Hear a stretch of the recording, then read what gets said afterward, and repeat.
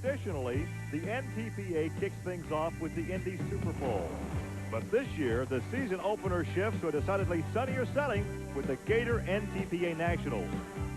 The 4-wheel drives with their 500-plus cubic inch mountain motors will be the first to attack the sandy soil in Naples, Florida.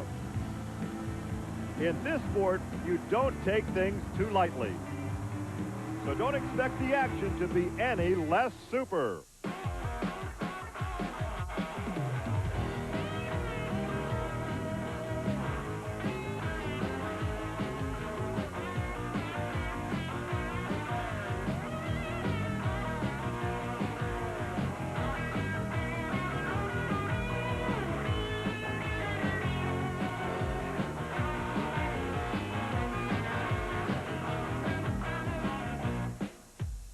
This is Trucks and Tractor Power, and today we come to you from Florida Sports Park in Naples, Florida for the Gator NTPA Nationals. This event, the Gator NTPA Nationals, actually replaces the old Indy Super Pull. Now, for a puller to get qualified, he must be a top 10 finisher in his class or a reigning regional or national champion. Now, of course, the roots of pulling are deeply seated in the rural Midwest of the country, so we're not sure how this event might play on the edge of the Everglades. It's a long tow to the south of Florida here in Naples, but I tell you what, these big dogs don't want to go away empty-handed. Here with more in today's competition is Army Armstrong. Paul Holman in the 4-wheel drive pulling category has literally struck fear in the competitors, as 4 of the last 6 years he's been the man to beat, winning the NTPA National Championship. But he's won that championship relying on brute Steve Schmidt horsepower. He doesn't need the horsepower today. The big talk around the block today is not a horsepower track. It's going to be a finesse track or a balance track. I'll show you what we mean. The truck weighs 6,200 pounds, about 2,000 pounds of horsepower. How do you get the balance to work for you? What you do not want to do is to get these 4-wheel tires spinning so fast that they pick up sand and throw it in front of the buckboard of the sled. The truck weighs 6,200 pounds. The sled weighs 4,200 pounds. It's going to be tough enough to pull as it is. But if you start throwing sand in front of the buckboard or the sled, you have to pull that weight too. The one thing that all the drivers know, you got to figure out a 4-corner offense with a 4-wheel drive truck today. If you don't, you're going to be in trouble for sure. In Naples, Florida, the drivers call this the sand pit. The track backs, the track width 40 feet, 300 feet in length, and the sled weighs 42,000 pounds, but this is a very sandy surface. And the first up is Larry Smith, and here's Army with track conditions. Gary, the drivers walking behind me are all looking down at the track. What are they looking at? They're looking at nothing more than a sandy surface. Normally, this area that we're in right now is under about 3.5, 4 feet of mud. This is the same area where they have the swamp buggy races, but they drained the lake, got all the water out of here, but what was left was nothing more than old Florida sand. And again, I want you to look at my hand here because there's no moisture in the sand to make it pack. And these guys are worried to death. Nobody thinks they're going to be able to put the horsepower down on the track today. So that tells me one thing. It's going to be a thinking man's track. You're going to see guys, I believe, before the day's over, actually killing horsepower, trying to get the sled on the other end. It could be the toughest 300 feet they got to pull on all year long. We're going to find out who can figure this thing out. Back to you, Gary. I'll put the suntan lotion on as we introduce you to the sled cams. Some great shots from Florida Sports Park. And our first puller, the lean meat machine out of Holland, Michigan. This is Larry Smith. Gary, we get a look at a unique camera angle. It's mounted right over the top of the weight transfer box where the weight actually moves forward on the sled. NTPA official throws a green flag out. Now, not like other forms of racing where you attack the track. Everybody's watching this turkey farmer to see if he can figure this thing out. We're going down the track at one rate. The weight goes forward at another rate. The truck's pulling at another rate, 300 feet. Let's see if he can figure it out, Gary. 1991 Chevy S10 with a big 620 cubic inch Chevy power plant. 300 feet. Let's see now.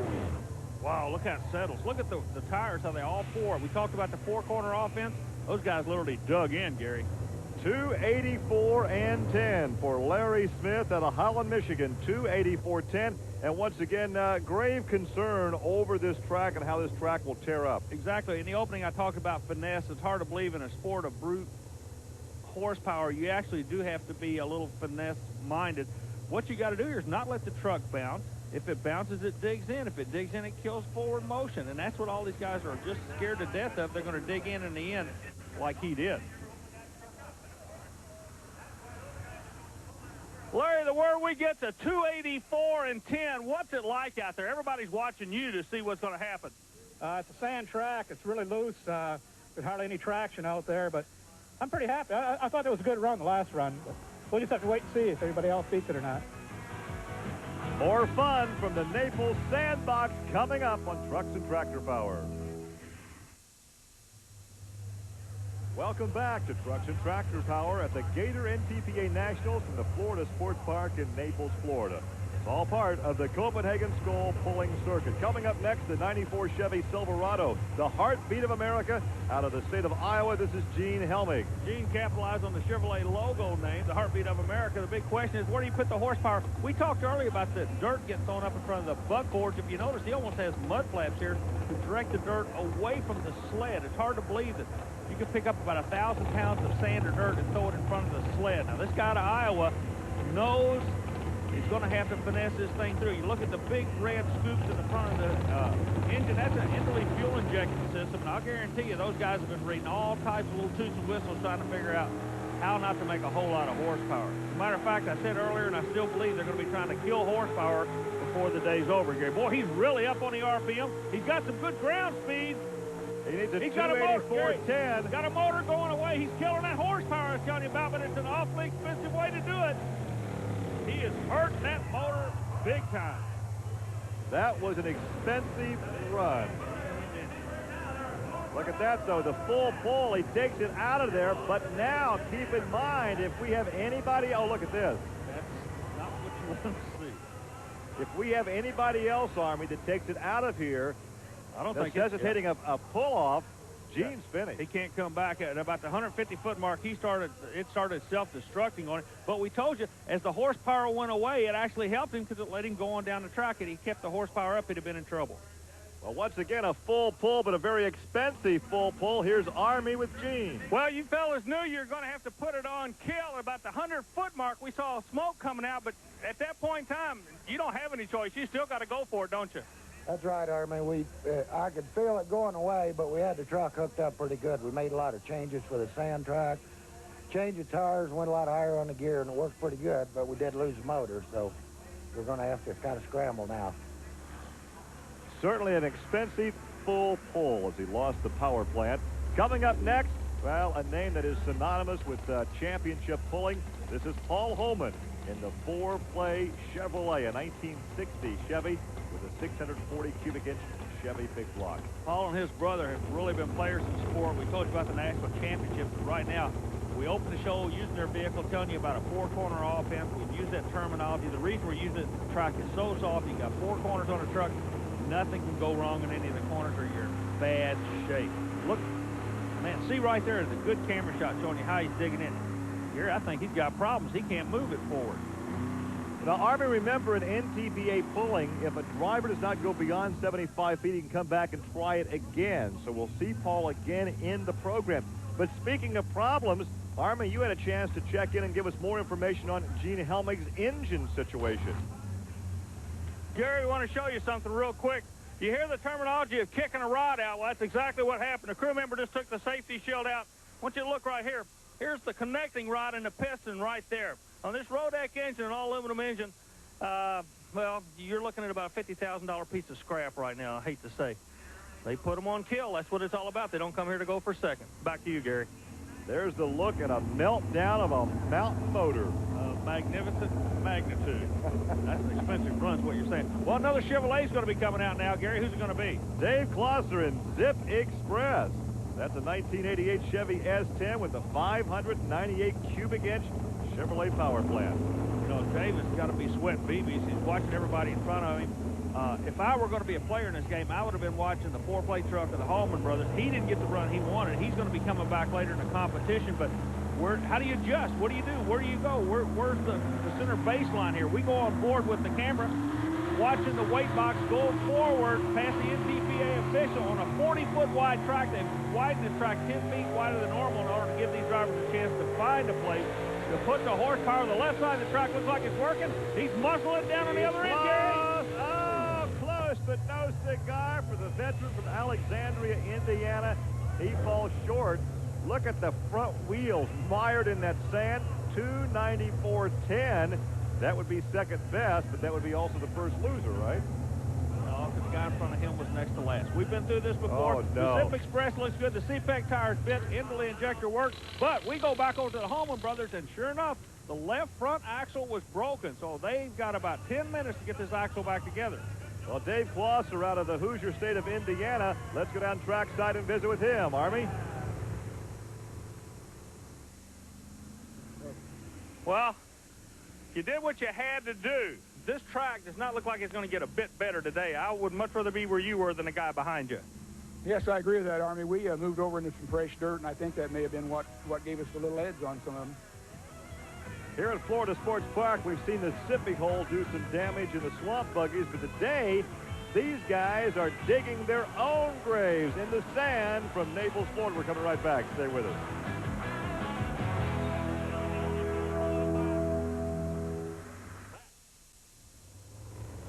The warmth and sunshine of Naples, Florida, the Gator NTPA Nationals from Florida Sports Park.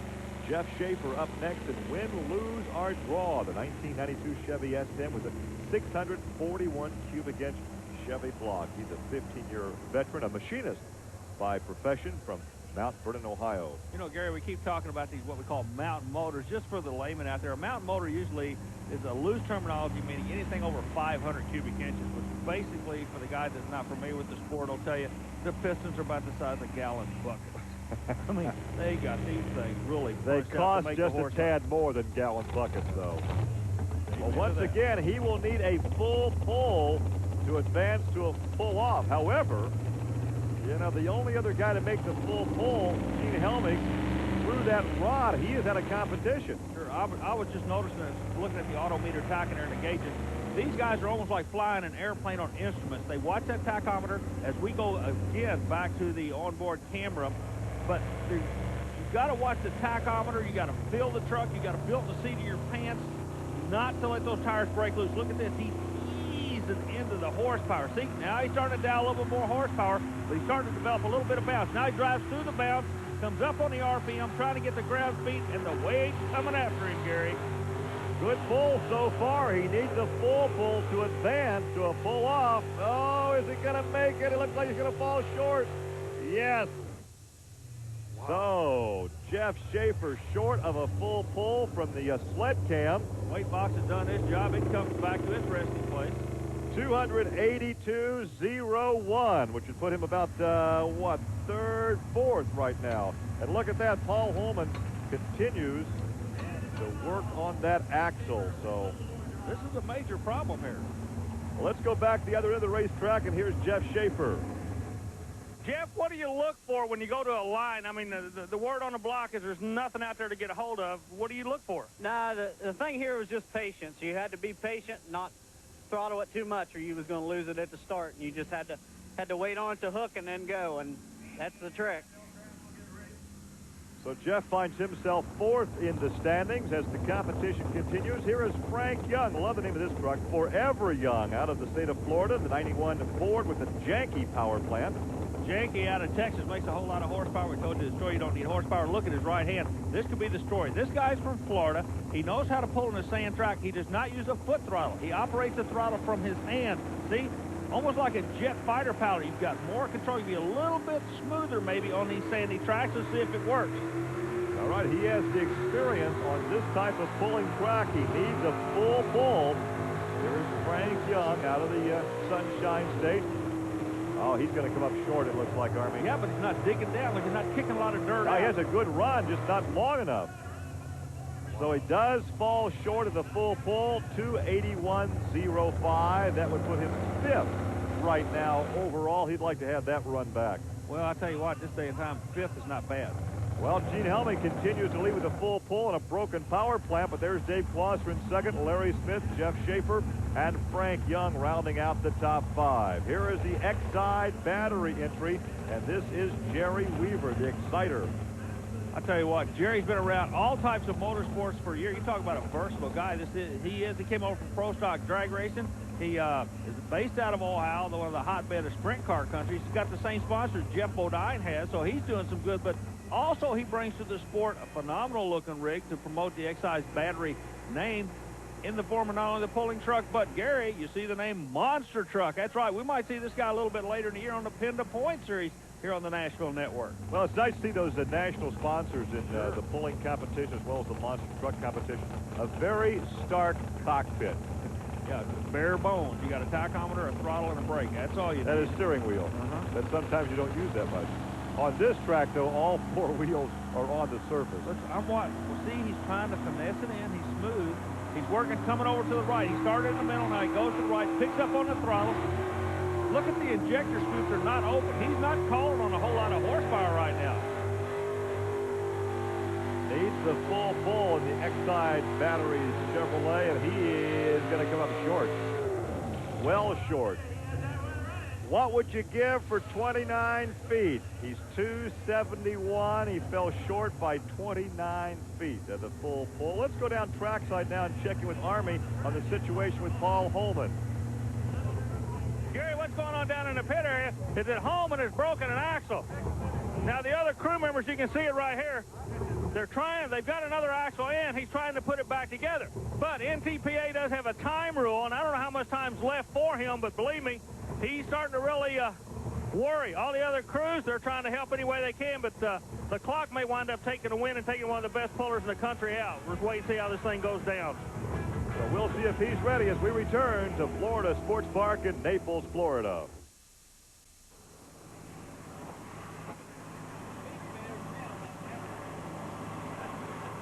You got one shot, Paul. Make her count. Yeah, anybody take the jack out? Yeah, well, the jack was indeed out. That was just moments ago, right after they secured the final lug nut. And Paul Holman was able to bring that Chevy 4-play out for the final pass of the afternoon. I tell you what, this guy's got the pressure on him, though. He's sitting out there in the catbird seat with a broken wing, if you'll allow me. And this guy's going bear hunt with a switch. That was a shot just moments ago of Gene HELMIG. He has made the full pull, but he is out of competition. He threw the rod in that monster power plant of his. All he can do right now is watch and hope that Paul Holman does not pull it out of there. Well, I tell you what, these guys will give some phenomenal exposure. I wonder what kind of oil he uses. Wow, awesome exposure. Let's see. He's a pro. He's been here before. He knows what it's going to take. He's got one shot. 4-play Chevrolet, a 1960 Chevy, but he needs to pull it out of there. He broke that front axle, replaced the axle. Stand together for him. He's working to the left, Gary. Everybody else went to the right. He's going to the left, going after the Chevrolet. He's coming close. No, I don't know. He didn't make it. He did not make it. That means that Gene HELMIG is your winner. Look at that.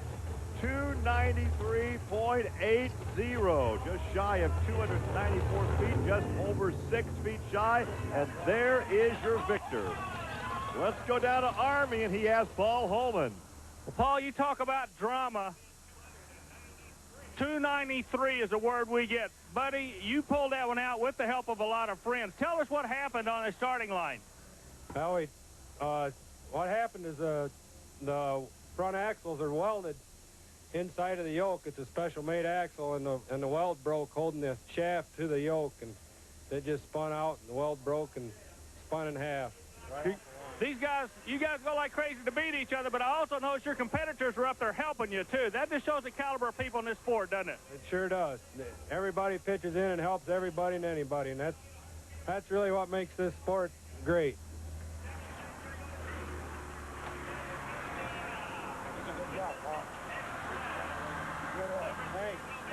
I own this guy right here.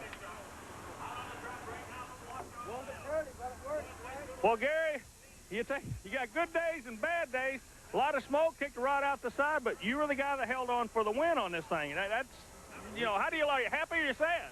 Well, like you said, Irma, we had a good day and a bad day. We won the pull, but we lost the motor on it, so we got another motor at home, and we're going to call and get them on the way down there with it. So we got another event up at Pensacola next weekend, so I don't think we can make her by tomorrow.